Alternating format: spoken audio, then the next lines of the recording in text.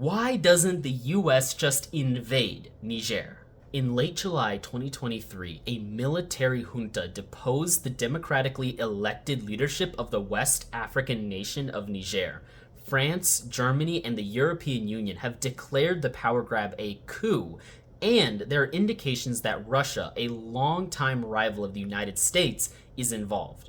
So I ask again, why doesn't the US just send in the military and put the democracy back in power?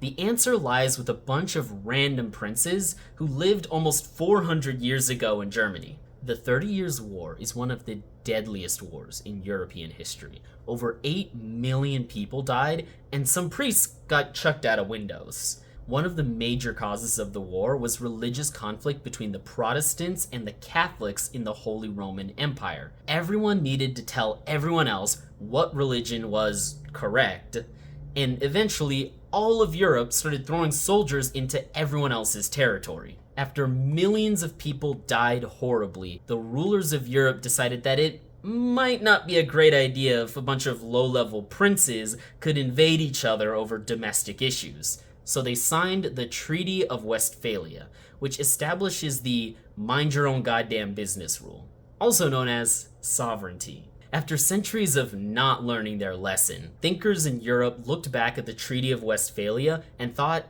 this is kind of how nations work today. So they held up this treaty as an example of how all nations, at least the European ones, should treat each other. After decolonization, Europeans slowly accepted the idea that they have to treat everyone else equally, so the mind your own business rule got extended to everyone else. Of course, like all rules in international relations, sovereignty is really just a guideline. But when you get involved in other people's drama, you have to be ready for it to get messy. And that's how some random 17th century princes are the reason why doesn't the US just invade Niger?